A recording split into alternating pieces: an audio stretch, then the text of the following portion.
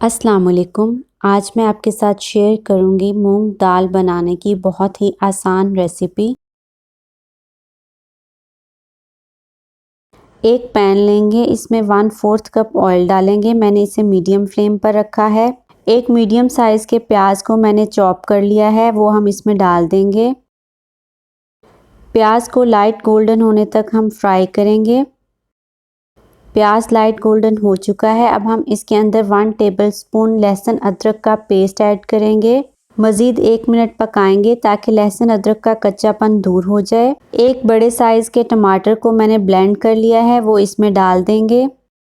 آپ ٹماٹر کے چھوٹے چھوٹے ٹکڑے کر کے بھی ایڈ کر سکتے ہیں۔ اب اس میں 1 table spoon red chilli powder, نمک حسب ذائقہ اور ½ ٹی اسپون ہلدی شامل کر دیں گے۔ ان سب چیزوں کو اچھے سے مکس کر لیں گے۔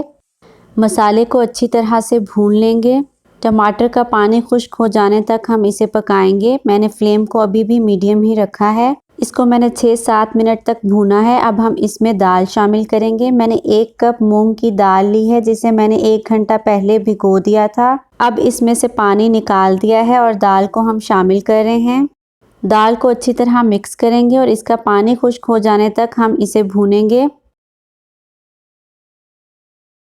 میں نے اس کو 6-7 منٹ تک میڈیم فلیم پر ہی بھونا ہے۔ اس کا پانی اچھے سے خشک ہو چکا ہے۔ اب اس میں ہم 1.5 لیٹر پانی ایڈ کریں گے۔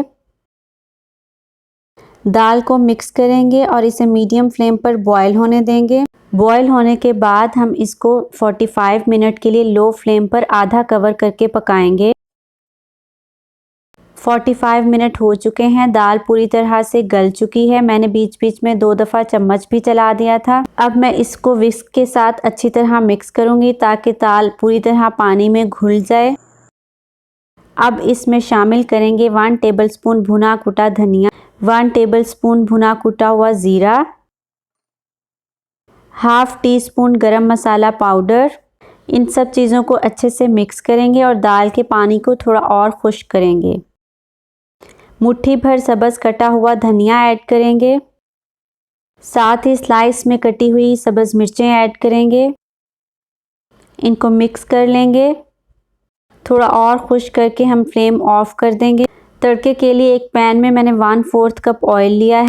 4 عدد گول لال مرچ ایڈ کریں گے۔ 1 ٹیبل سپون زیرہ ایڈ کریں گے۔ زیرے کا کلر چینج ہو جانے تک ہم اس کو میڈیم فلیم پر ہی پکائیں گے۔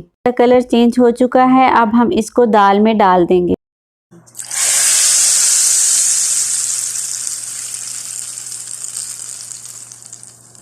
دھنیا اور سبز مرچ کے ساتھ مزید گارنش کریں۔